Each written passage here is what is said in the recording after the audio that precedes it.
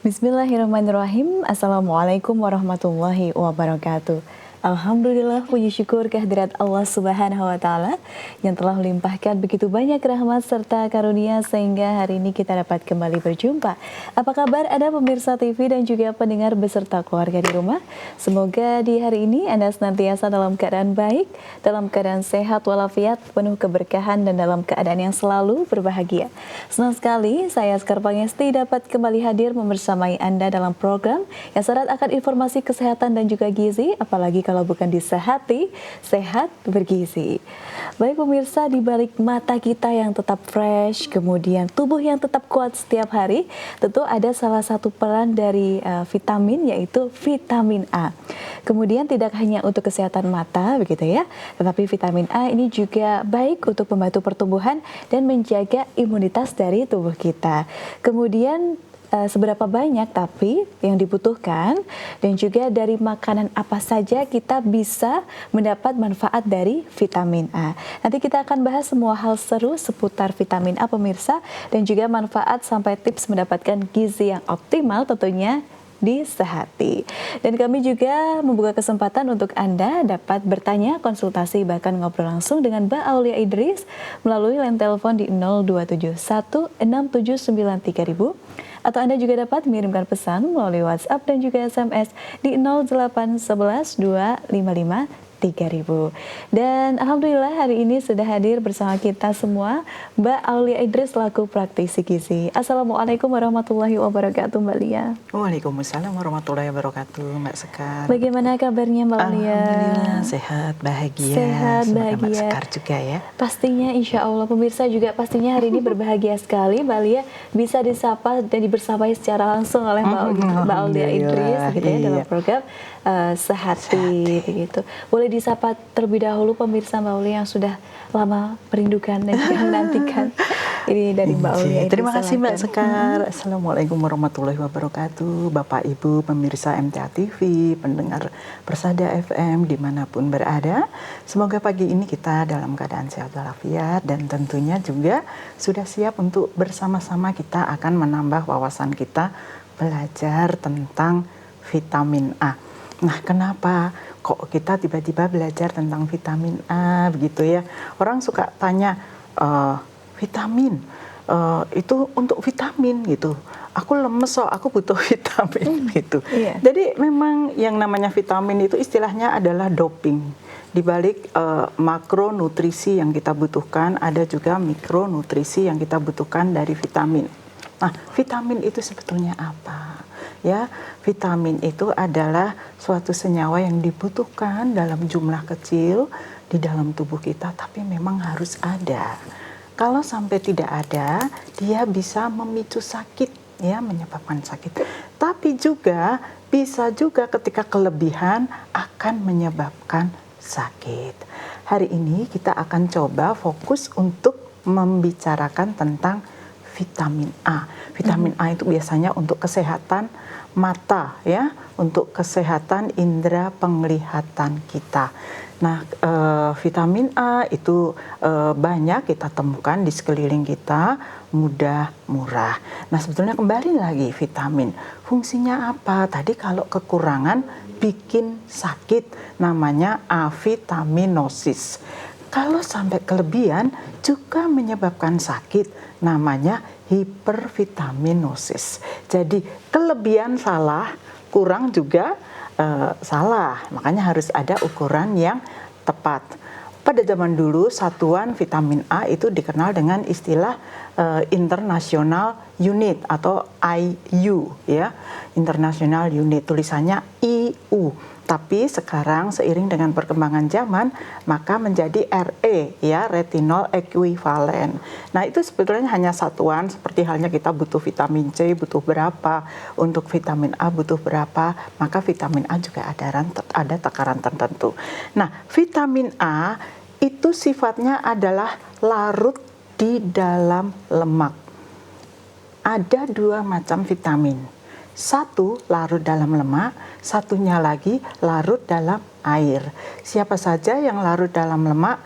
Yang larut dalam lemak adalah vitamin A, vitamin D, vitamin E dan vitamin K atau antikoagulan. Sementara vitamin yang larut di dalam air itu adalah vitamin B dan vitamin C. Nah, vitamin B dan C itu larut air, vitamin A larut dalam lemak. Itu kita ingat dulu. Baik, saya sudah persiapkan slide untuk Bapak Ibu sekalian yang saat ini menyaksikan televisi. Maka kita akan coba bahas di sini. Vitamin A itu apa?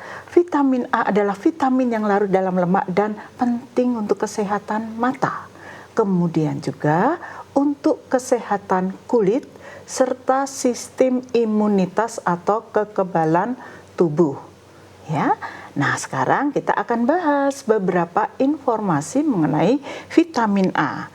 Ada fungsi dari vitamin A itu adalah satu untuk kesehatan mata. Vitamin A ini penting untuk kesehatan mata, terutama untuk penglihatan dalam cahaya redup.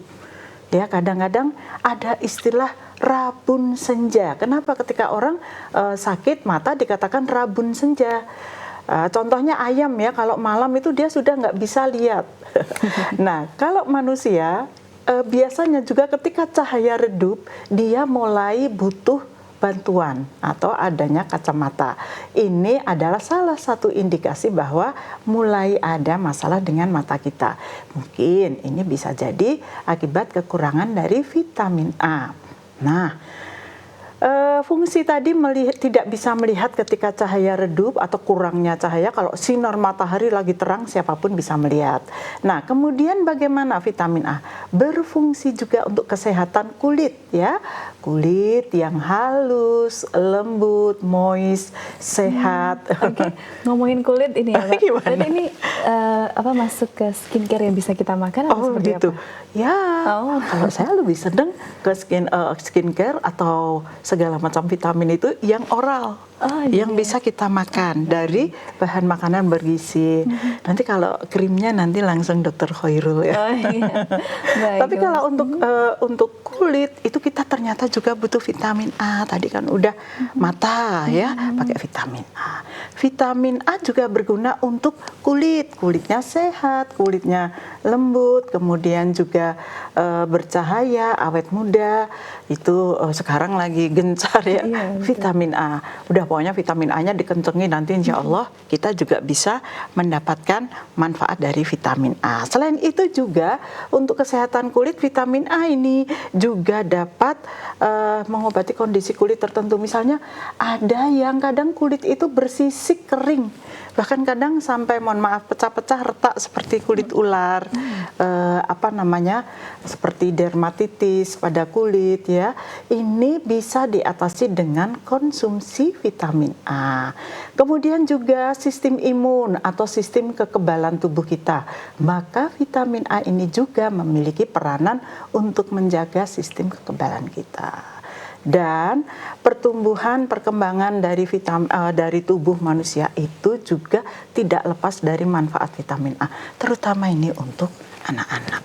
Itu dari fungsi. Nah, sekarang bagaimana sumber vitamin A bisa kita dapat dari mana, Bapak Ibu? Kita bisa dapatkan satu dari hewani, ya. Sumber vitamin A dari protein hewani ini bisa kita dapatkan dari hati. Kenapa hati? Organ hati gitu ya. Mau hati ayam, kambing, sapi itu boleh ya. Itu kenapa? Karena vitamin A itu di dalam tubuh manusia atau hewan dicadangkan atau disimpannya di dalam hati. Organ hati, lever kita itu menyimpan vitamin A.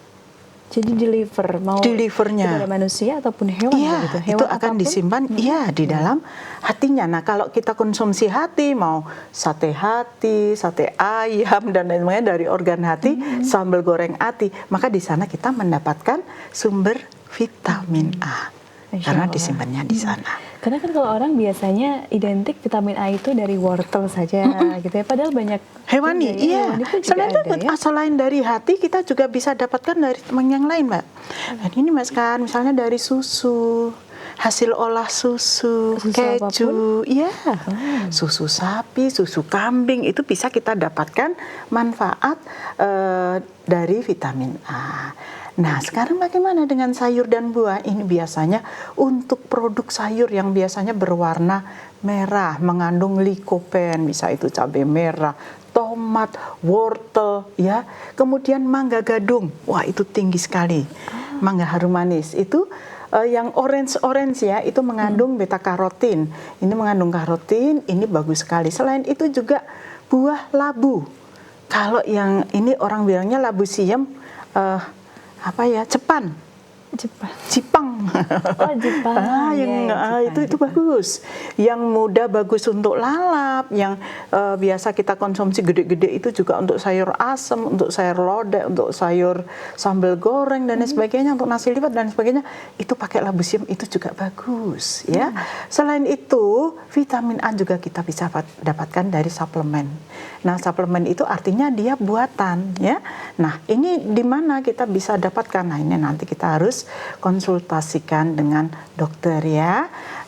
Harus hati-hati karena kalau berlebihan juga memicu terjadinya sakit atau yang disebut dengan hipervitaminosis. Hipervitaminosis tadi ya, kalau misalnya kelebihan, kalau kekurangan tadi hipovitaminosis, avitaminosis bisa. Baik, kemudian ternyata Masya Allah banyak sekali sumber vitamin A yang bisa kita dapatkan, entah itu dari hewani maupun dari tumbuh-tumbuhan, begitu ya Mbak Aulia. Iya. Nah, pertanyaan saya, kita kan tetap butuh vitamin A, maksudnya tetap butuh untuk mencukupi vitamin A pada tiap harinya. Tapi seberapa banyak vitamin A yang kita butuhkan untuk satu harinya, begitu? Iya, dan itu memang ada beda, Mbak, antara wanita yang dewasa, anak-anak, kemudian laki-laki. Kebutuhan vitamin A-nya itu ternyata memang berbeda. Bahkan anak-anak untuk usia yang masih di bawah 6 bulan, kemudian di atas 8 bulan, 1 tahun, itu sudah mulai berbeda juga kebutuhan vitamin A-nya.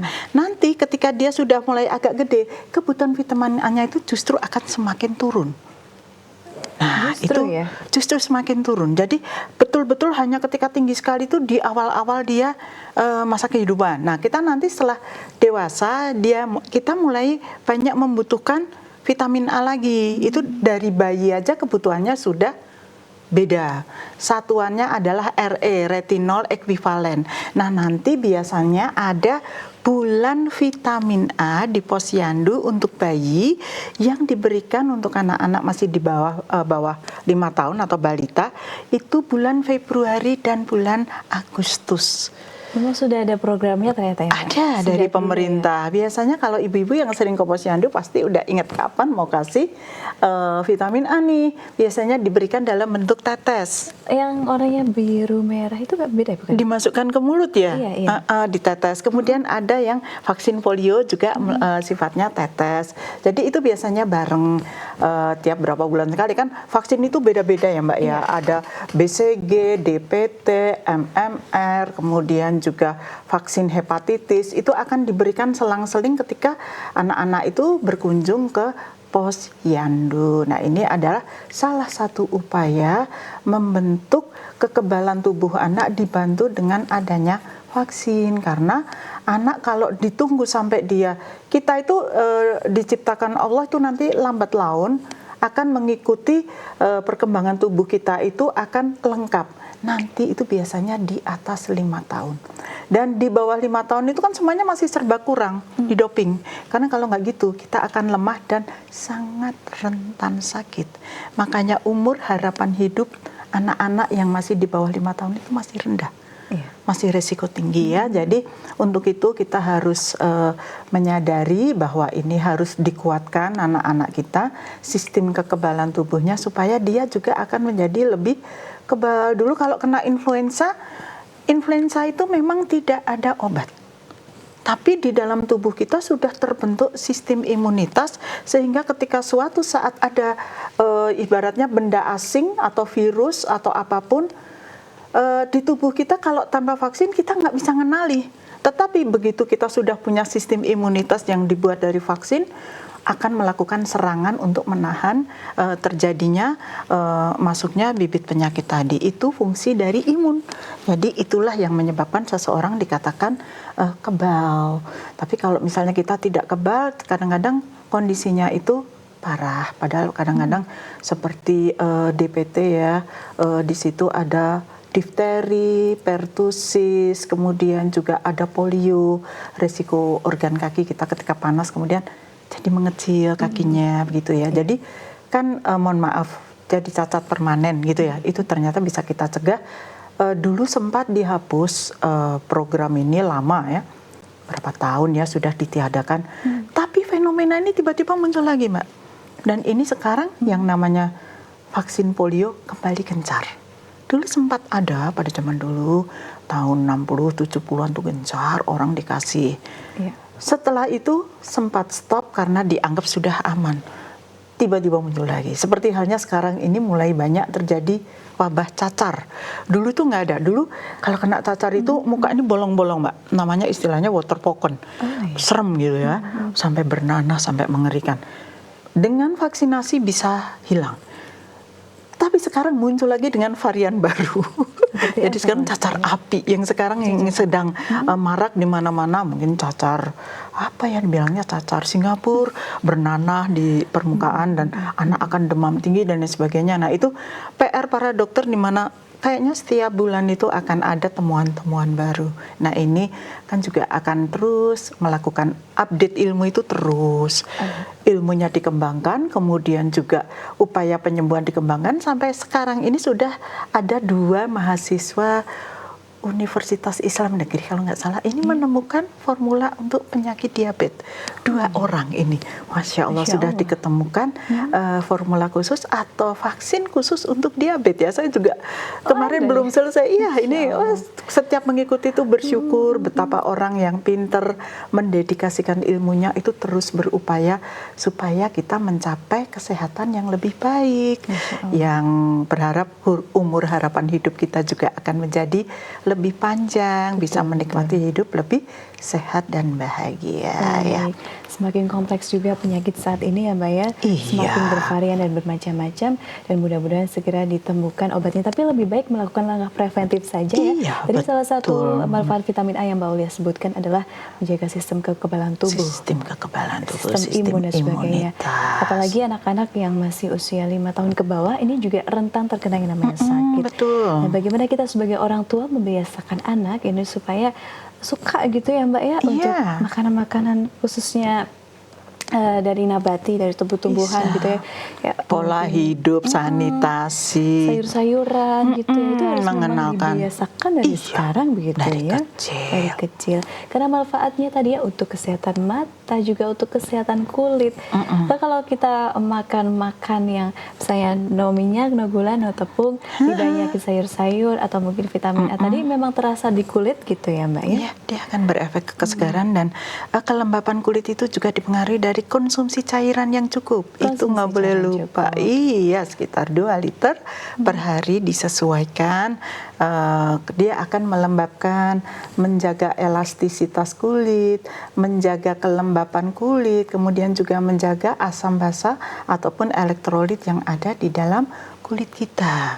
Kadang kita kalau sudah kerja di tempat dingin, mungkin AC, lupa sampai sore kita belum minum. Padahal ternyata kita itu butuh minum. Nah, tadi untuk kebutuhan vitamin A, Mbak, itu biasanya ya untuk wanita dewasa itu kebutuhannya ada di kisaran 1000 retinol ekuivalen atau RE. Jadi kalau misalnya tablet RE itu diperkirakan kalau 1000 retinol ekuivalen itu setara dengan 3.300 international unit atau IU ya, IU per hari. Sementara untuk laki-laki atau pria dewasa itu kebutuhannya adalah 7.500 retinol ekuivalen atau setara dengan kurang lebih ya 2.500 international unit, justru lebih banyak lagi jauh ya pada laki-laki dewasa. Dan ini kalau kebanyakan bisa bersifat toksik. Hati-hati, kita nggak boleh kelebihan. Betul. Jadi kita keracunan atau gejala-gejalanya itu biasanya adalah kulit gatal-gatal. Oh, Biasanya kalau ke dokter nanti diperiksa, nanti ada, makanya itu kadang-kadang kita itu perlu ditunjang dengan adanya uji lab. Ini aja harus pakai laboratorium. Iya. Ya, itu adalah untuk menegakkan diagnosa dokter. Secara teori mungkin tapi harus ditegakkan oleh bukti. Buktinya tertulis dari hasil labnya, oh kadar vitamin A-nya sekian, oh kadar gula darahnya sekian, kadar zat besinya sekian. Makanya kita harus mendukung. Jadi kalau hanya awangan gitu ya, apalagi kalau misalnya sakit hanya by phone, itu kurang meyakinkan karena dokter harus memegang, meraba, memeriksa secara langsung, menyaksikan. Nah, itu gunanya kita harus nggak bisa kalau periksa titip gitu ya. Kita harus datang secara langsung, diperiksa gitu langsung, dicek suhu tubuhnya, ada apa, perlu dicek laboratoriumnya. Itu fungsinya adalah untuk menegakkan diagnosa, bukan mengada-ada, karena memang untuk meyakinkan sebetulnya benar tidak atau akan mengarah kemana, itu perlu adanya penelitian. Ini hasilnya belum valid, kita akan coba lagi dengan cara yang lain, kita coba lagi penelitian yang lain. Memang itu akan terjadi terus-menerus, tapi jangan putus asa. Itu adalah bagian dari ikhtiar kita untuk mencari sehat. Baik, Mbak Aulia, kalau kita sebagai seorang orang yang awam juga gitu, bisa nggak kayak kira-kira kebutuhan vitamin A yang saya konsumsi hari ini sudah cukup belum ya? Misalnya makan 2 buah wortel atau mungkin konsumsi hati atau telur atau seperti apa? Begitu bisa ya, kira-kira nggak Mbak Aulia? Perkiraan standar porsi ya, suatu saat nanti saya coba akan membahas, misalnya begini, 1 gelas nasi itu sama dengan berapa potong roti, berapa potong ubi, berapa butir kentang. Nah, nanti suatu saat akan coba saya bahas supaya lebih detail. Kemudian juga untuk vitamin A, mungkin ya sehari-hari ibu bisa kombinasikan. Misalnya begini, masak untuk sekeluarga hanya dengan 2 batang wortel dipotong-potong untuk makan 2 kali makan dengan anggota keluarga 5. Nah, ini kira-kira gimana Mbak Sekar? 2 wortel anggota keluarganya 5 untuk makan 2 kali siang dan malam. Ini cukup apa enggak? Kurang sekali. Ya itu mudah. Jadi kita ya mohon maaf jangan terlalu pelit dengan penggunaan sayuran. Banyakin aja Bu. Misalnya yang banyak pakai wortel itu apa? Sayur orak-arik wortel, tambahkan brokoli, itu juga sumber vitamin A, warnanya hijau. Nanti ditambah mungkin potongan hati ayam yang direbus. Aduh, mantap banget.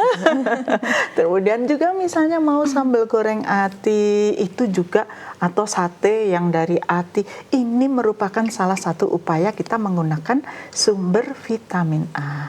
Atau pakai susu, hasil olah susu, keju, mentega, dan sebagainya juga merupakan sumber vitamin. Itu tips tadi dari Mbak Aulia ya, gambaran yang bisa Ibu praktikkan di rumah. Insya Allah sangat mudah dan pastinya lezat bergizi Mbak Aulia. Insya Allah. Baik, nanti kita akan sambung perbincangan kita di segmen kedua Mbak Aulia sambil membacakan pertanyaan dari pemirsa. Kita akan break sejenak.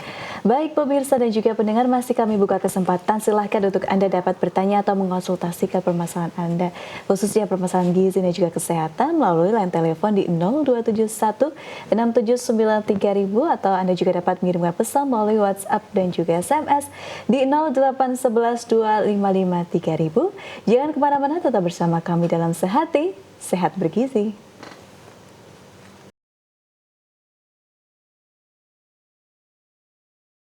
Pemirsa MTA TV dimanapun Anda berada, terima kasih banyak masih bersama kami dalam program Sehati, Sehat Bergizi. Kita juga masih membahas tentang vitamin A. Dan sebelum itu kami membuka kesempatan sebanyak-banyaknya, silahkan untuk Anda dapat bertanya, konsultasi, bahkan ngobrol langsung dengan praktisi gizi kita Mbak Aulia Idris melalui line telepon di 0271 679 3000, atau Anda juga dapat mengirimkan pesan melalui WhatsApp dan juga SMS di 0811 255 3000. Kami tunggu pertanyaan Anda dan juga teleponnya pemirsa. Baik Mbak Lia, sudah ada pertanyaan masuk dari pemirsa, boleh kita bacakan. Ada di pesan 255 3000. Ini dari Ibu Yatmi di Gunung Kidul. Mbak Lia, apa omega 3 ini baik untuk usia 55 tahun? Oh iya, terima kasih Ibu Yatmi ya di Gunung Kidul. Iya Ibu, alhamdulillah tingkat kesehatannya tinggi, peduli, bahkan sampai ke Omega pun paham. Nah, itu adalah salah satu produk saat ini yang semakin orang kenal dengan istilah omega. Biasanya omega itu terdapat di dalam ikan laut ya, yang dimana di sana diperlukan untuk kecerdasan otak, terutama untuk anak-anak yang masih kecil atau masa pertumbuhan. Tetapi kita untuk yang sudah dewasa pun juga tetap butuh yang namanya asam lemak untuk omega tadi. Untuk apa? Ya, salah satunya dia juga menunjang kesehatan mata, kemudian juga untuk kecerdasan. Karena seiring usia, maka organ penglihatan kita itu juga mulai terjadi penurunan, fungsinya mulai berkurang, kepekaannya mulai berkurang, kemudian juga mulai kabur, terutama ketika kita pada cahaya yang redup.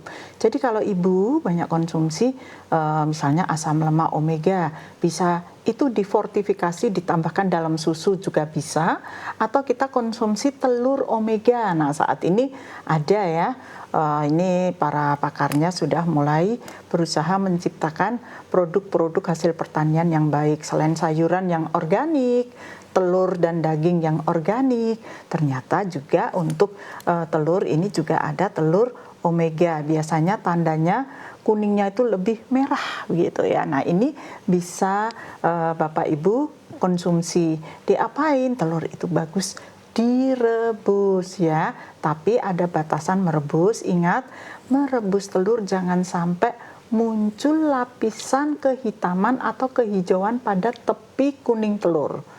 Putih telurnya sudah terlalu keras, tidak bisa dikunyah, atau kuningnya sudah menjadi sangat seret. Maka usahakan kuning itu masih basah tapi tidak mengalir, ya, tidak mengalir. Jadi lembek yang namanya madon itu tidak bagus Ibu ya. Jadi madon yang melalai, kalau orang yang tren telur Jepang itu sebetulnya itu agak beresiko juga dengan telur yang mentah ya. Tapi kita lebih baik telurnya mateng, sudah tergumpal, sudah terkoagulasi tapi tidak terlalu keras. Ada jam-jam kan tergantung dari besarnya api, lamanya merebus, biasanya di kisaran 6 sampai 8 menit dalam kondisi air yang mendidih. Jadi dimasukkan dulu telur ketika air masih dingin, begitu mendidih dikasih timer itu antara 6 menit sampai 8 menit kita sudah mendapatkan telur yang bagus ya, soft boiled egg. Tapi kalau terlalu keras nanti itu namanya hard boiled egg. Biasanya kalau disuratkan ke anak-anak juga kadang-kadang seret. Kemudian juga senyawa putih telur kalau mentah, nih bapak-bapak atau ibu yang suka ngunjuk jamu pakai telur mentah, ini putih telurnya takut ada Salmonella typhi dari pori-pori telur yang keluar. Telur itu kan dari fesesnya ayam, itu terkontaminasi, jadi sangat mudah seseorang terkontaminasi tipes. Kemudian juga senyawa avidin dan mukoidin yang ada di dalam putih telur ini akan menghambat penyerapan biotin atau vitamin B ya. Telur yang masih mengalir mentah ini akan terhambat penyerapannya oleh tadi putih telur yang masih mentah. Jadi usahakan sudah menggumpal tapi tidak mengeras. Ibu sehat selalu, tetap bisa konsumsi telur yang mengandung asam lemak omega, dan biasanya Basuki Mowobeo, telur omega memang lebih mahal, tapi insya Allah manfaatnya juga akan lebih banyak. Lebih banyak, iya. Baik, tapi kalau misalnya rebus telur belum ya matang tapi hampir matang itu gimana? Tapi kan sudah tergumpal kan ya Mbak? Sudah tergumpal. Nggak mengalir ya? Bagus. Tidak apa-apa ya? Agak lembek-lembek dikit. Iya, justru itu yang terasa gurihnya, bagus, harumnya juga beda. Beda sama yang putihnya udah kuning telur udah dibelah-belah masih utuh, kaku begitu ya. Nah, itu kadang bahkan kalau kita makan sampai seret. Jadi putihnya tuh kayak bubur-bubur dikit ya? Iya. Gimana? Kurang matang dikit? Agak matang dikit. Okay. Sampai tergumpal. Nah, ini tadi yang tergumpal kuningnya atau putihnya. Kalau putihnya masih ada mengalir, artinya mohon maaf deledek gitu ya, mengalir, lembek, mengalir. Nah, itu artinya dia belum matang.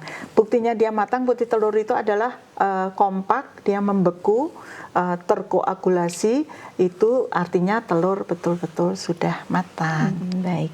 Baik, terima kasih Mbak Ulia atas jawabannya untuk Ibu Yatmi ya. Semoga dapat dipahami dan juga bermanfaat. Baik, kemudian ke pertanyaan kedua dari Bapak Dahlan Mbak Ulia di Semarang. Oh, Pak Dahlan. Tadi dijelaskan bahwa vitamin A ini ada pada hati.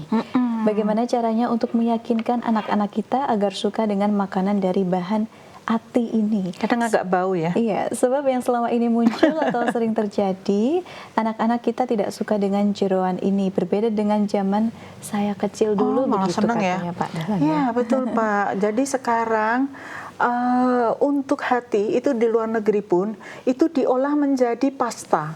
Jadi namanya liver paste. Itu dioleskan di burger. Jadi orang kan nggak tahu, di roti diolesi oleh selai atau pasta hati tadi. Itu sudah sejak lama ya Mbak? Itu kalau pola makan orang luar ya memang itu sudah lama. Tapi orang Indonesia kan taunya kalau ati digoreng, pepes, sambal goreng, semur. Nah itu begini, hati itu kan sumber vitamin Fe-nya tinggi ya. Jadi dia itu cenderung amis. Nah, penanganan pertama supaya amisnya hilang, nah ini adalah dicuci yang bersih dengan garam di bawah air mengalir, pakai garam, kemudian juga ditetesi dengan air jeruk nipis. Nanti dicuci yang bersih, direbus, diolah dalam air yang sudah mendidih. Jadi didihkan dulu airnya, masukkan hati tadi sebentar untuk di-blanching. Kemudian diangkat. Air rebusannya jangan dipakai masak karena ini pasti amis. Gantikan kaldu yang baru. Kemudian hati yang sudah direbus tadi sampai matang tergumpal ya, tapi tidak keras, dipotong-potong. Baru diolah. Insya Allah dengan cara ini anak-anak juga tidak akan amisnya bisa terstimulir. Atau masaknya pakai asam. Asam atau dibikin beste asam Jawa itu kalau semur juga bisa, atau ketika nyucinya kita pakai asam juga boleh, belimbing wuluh juga bisa. Jadi senyawa asam itu sebetulnya juga akan menetralisir aroma yang kurang sedap. Nah masaknya gimana? Setelah direbus, dipotong-potong, Bapak bisa mulai mengolah ati tadi. Apakah kita potong-potong masukkan di dalam telur dadar? Apakah kita potong-potong dimasukkan di dalam sambal goreng ya? Atau kita potong-potong dicampur dengan wortel untuk isian, misalnya bikin risoles atau bikin sosis atau bikin aneka kue. Atau anak-anak kalau seneng tadi roti yang dibakar ada aroma menteganya, oleskan liver paste. Itu dalam bentuk botol. Ya, liver paste gitu ya. Memang masih impor, tapi lebih baik bikin sendiri karena itu adalah hati yang dihaluskan. Dilarutkan dengan mentega sampai dia menjadi pasta kayak selai kacang. Udah dihaluskan, ditambah bumbu, mungkin bawang putih bisa menstimulir, tambahkan irisan daun selada, irisan bawang bombay, kemudian ditambahkan keju slice. Mungkin anak-anak sudah makan hati tapi tidak ngerasain bahwa itu adalah hati. Itu masak yang tepat kayaknya. Praktis ya, cepat. Jadi diolesin roti tawar apa roti burger, dipanggang sebentar, anget-anget diolesi liver paste, kemudian mungkin dikasih telur ceplok, telur omega tadi atau telur dadar. Jadi kan anak-anak sekarang kan kayak inspirasinya Korea-Korea gitu ya. Padahal telur memang sangat sehat. Jadi bagus, nggak apa-apa. Telur dadar bisa, telur rebus bisa, tambahkan daun selada. Sausnya kita bisa, kalau yang suka pedes ya biasanya pakai saus sambal atau saus tomat, tapi usahakan semuanya membuat sendiri ya Bapak Ibu. Hanya mudah di blender, dimasak, kasih bawang putih, sudah jadi. Tumis bawang putih dengan margarin, masukkan jus dari sambal atau jus dari tomat, diaduk-aduk sampai mendidih dan mengental. Itu nanti sudah kita kenal dengan istilah saus tomat atau saus sambal. Wah, mantap sekali. Tidak pakai pengawet ya. Tapi terkadang memang apa ya Mbak, anak-anak itu tuh sensitif soal makanan. Apa yang disajikan atau dia makan pertama kali, misalnya buah ya Mbak, memang ada pengalaman kayak pertama kali makan buah pepaya tapi lembek. Sampai sekarang jadi nggak suka, padahal tidak semua buah pepaya itu lembek gitu kan. Oh begitu. Jadi cara pengolahan di awal ketika anak pentingnya makan itu sangat disesuaikan penting dengan gitu. gigi geligi. Jadi kalau memang dia belum ada giginya, kita bikin puree atau tadi apa namanya? Saya bikin nggak enak gitu jus. loh Mbak. Iya, nah itu Iya, pepaya tuh kan baunya kadang nggak enak ya. Itu ada strateginya. Tambahkan perasan lemon. Lemon atau jeruk nipis? Iya, pasti jadinya sedap sekali. Jadi ibu nih nanti siang ya, ini udah mau makan siang. Kalau yang nggak puasa ya, potong-potong pepaya, sajikan bernama nenas yang dipotong. Pepayanya dikucuri jeruk nipis atau jeruk lemon. Udah, dinginkan di kulkas. Itu akan jadi apa namanya? Dessert yang sangat sehat tanpa gula, tanpa apapun, tapi ini full dengan sumber vitamin C dan juga vitamin A untuk pepayanya. Baik, siap Mbak Aulia. Yuk dipraktikkan yuk ya untuk buah hati Siang kita ini ya. tercinta. Langsung Iya, yang ini. murah meriah, iya. Baik, Mbak Aulia ada pertanyaan lagi di 2553000 dari Bapak Asep di Bandungan Semarang, Mbak Lia. Pak Asep. Assalamualaikum warahmatullahi Waalaikumsalam wabarakatuh. warahmatullahi Mbak Aulia, wabarakatuh, Pak Asep. ini saya punya anak putri, sekarang baru kelas 3 SD, berat badan 21 kilo. Kalau disuruh makan susah dan tidak mau makan sayuran, paling suka makan mie instan. Mohon saran dan solusinya nih, Mbak Aulia. Putrinya ya, Iya. kelas 5 SD. Kelas 3 Oh, masih SD. kelas 3, iya. Karena ini juga kita nggak bisa menyalahkan anak ya, karena pengaruh teman, lingkungan, dan juga kita mungkin, mohon maaf, membiasakan sejak kecil. Jadi ketika dia sudah mulai gede, kalau kelas 3 itu mungkin usia 8, 9 ya, itu berarti kan seumur hidup ini mungkin dia sudah banyak mengenal atau sudah cukup lama mengenal mie instan tadi. Jadi dia untuk mengubah, kayak orang Indonesia yang sekarang sukanya makan nasi, untuk mengubah menjadi makanan yang lain itu akan sangat sulit. Jadi Bapak, Pak Asep, mudah-mudahan bisa telaten, pelan-pelan kita ajarin, boleh misalnya makan mie tapi di sana dimasukkan aneka sayur. Ya kalau di Bandungan banyak sayuran ya Pak ya, bisa ditambahkan wortel, brokoli, bunga kol. Itu ditumis dulu pakai bawang putih dan bawang bombay, kemudian masukkan tadi mie instannya. Mie instan itu tidak sehat kalau dimakan begitu saja. Tapi kalau dia ditambahkan protein, tambah telur, tapi bukan sosis ya, saya tidak anjurkan, mohon maaf. Kalau sosisnya bikin sendiri boleh. Tapi kalau sosisnya bikinan pabrik, saya tidak menganjurkan karena ini semua pasti pakai pengawet. Iya. Tapi sekarang ada alternatif, ada mie shirataki, mie porang, itu gimana tuh? Nah itu bahan bakunya Mbak. Kalau porang itu semacam umbi ya, dan itu sehat. Ada juga mie hijau, mie wortel, mie sawi yang hijau, itu juga boleh. Cara bikinnya gampang, terigu sama telur, tapi harus punya alat penggiling mie.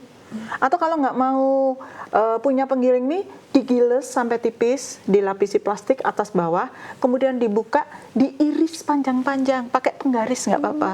Ini sudah bisa bikin mie sendiri. Homemade sehat gitu Iya. ya. Masya Allah. Nanti kalau bikin mie itu kan terigu tadi, tambahin telur 1, sedikit garam, air sawi, maka mie-nya akan jadi hijau. Iya.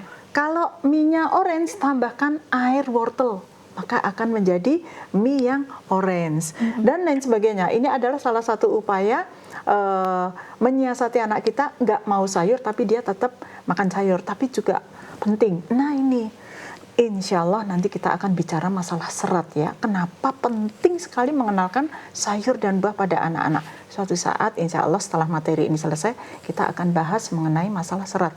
Betapa pentingnya serat untuk tubuh manusia, baik itu bagi anak-anak, remaja, dewasa sampai lansia. Baik, terima kasih Mbak Aulia. Ditambahin ini ya Pak Asep, Pak Asep sayuran, ya. tambahkan telur, nanti pelan-pelan juga dialihkan ke yang lain. Dimotivasi, jadi kalau mau ini dapat hadiah pensil cantik, jangan dikasih permen, hadiahnya bukan permen ya, bukan coklat, tapi ini kalau mau makan ini makanan yang bergizi tanpa sayur dan buah, nanti dapat hadiah buku tulis, dapat hadiah pensil dan lain sebagainya. Jadi hadiah yang bermanfaat ya, bukan makanan yang justru Reward. menambah tidak sehat gitu ya. Wafer.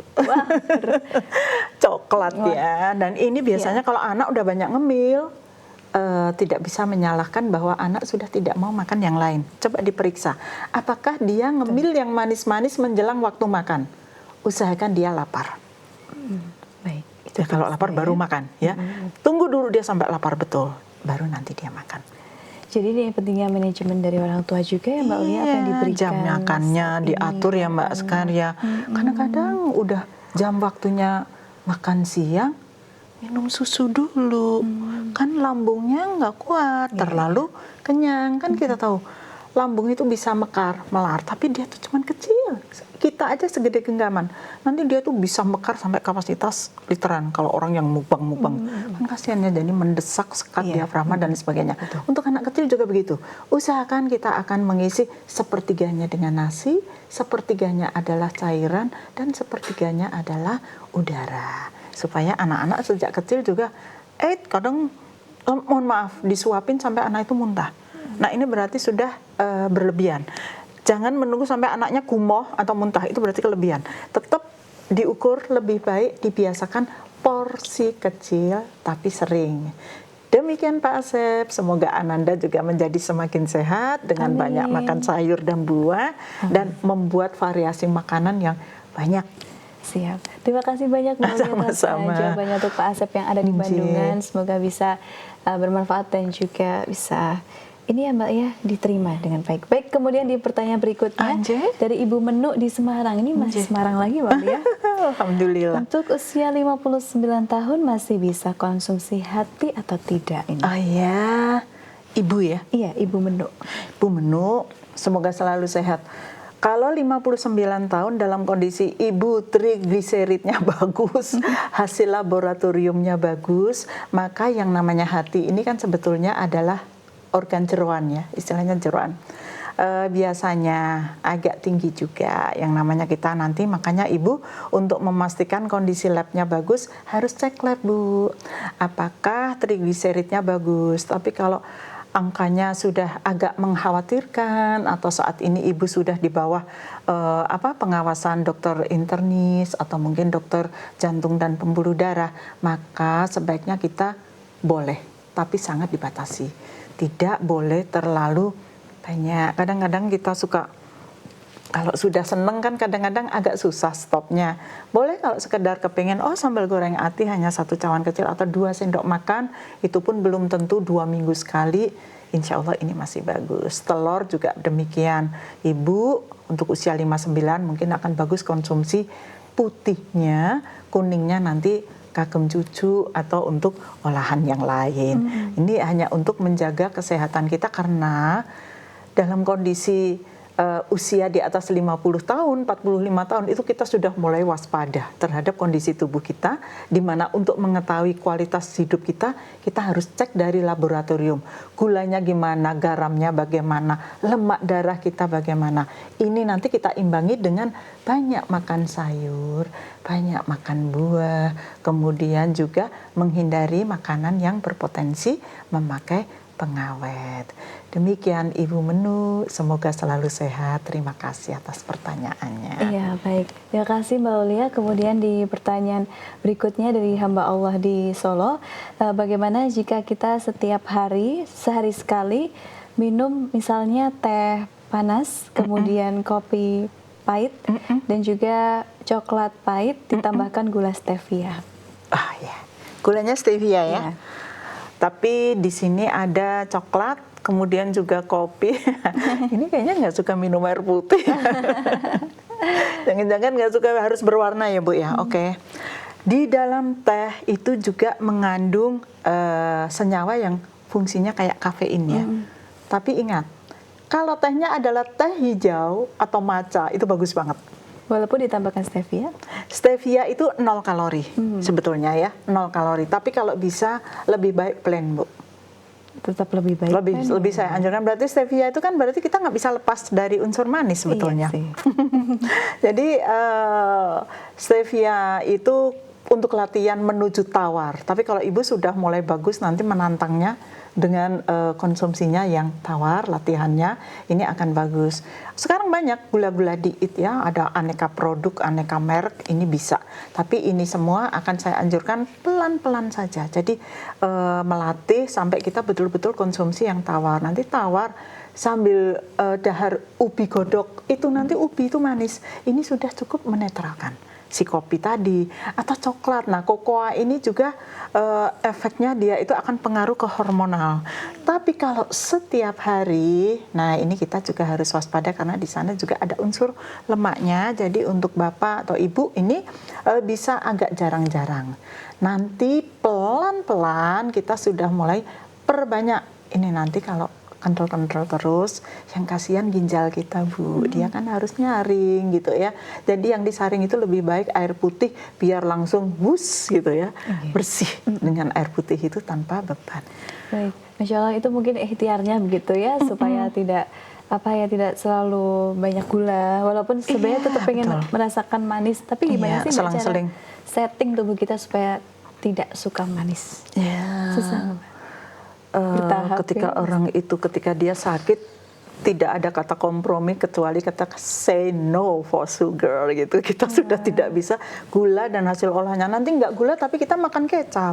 Nggak gula kita masih makan makanan yang tinggi kalori atau tepung atau gorengan. Nah ini sayangi kesehatan kita. Insya Allah kita bisa menuju ke sana pelan-pelan asal kita berjuang demi sehat. Insya Allah nanti bisa. Ya itu kalau saya daripada saya minum kopi tawar, teh tawar, sakit hati banget, mendingan air putih aja.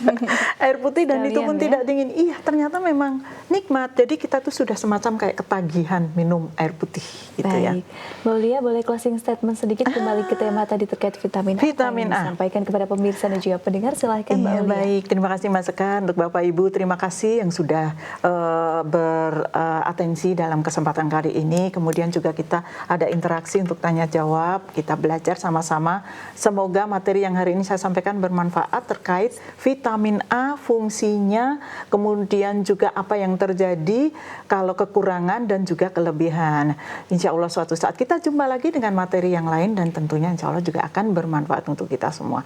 Jika yang saya sampaikan bermanfaat, itu semua datangnya dari Allah. Jika itu semua ada kesalahan yang saya sampaikan, itu semata-mata karena kebodohan saya mohon maaf yang sebesar-besarnya. Insya Allah, terima kasih banyak Mbak Aulia, bermanfaat sekali hari ini. Juga antusias pemirsa ini Insya Allah luar biasa, dan kita tunggu pastinya materinya nanti Mbak Aulia di pertemuan berikutnya. Semangat Mbak Idris, selamat melanjutkan aktivitasnya dan sehat selalu. Amin. Assalamualaikum warahmatullahi wabarakatuh. Waalaikumsalam warahmatullahi wabarakatuh, Mas Sekar. Baik pemirsa dan juga pendengar dimanapun Anda berada, terima kasih banyak telah menyaksikan program Sehati Sehat Bergizi. Selalu saksikan program Sehati setiap hari Kamis pukul 10 waktu Indonesia Barat hanya di channel terpilih MTA TV. Saya Sekar Pangesti, mewakili seluruh rekan yang bertugas hari ini mengucapkan terima kasih dan pamit undur diri. Wassalamualaikum warahmatullahi wabarakatuh.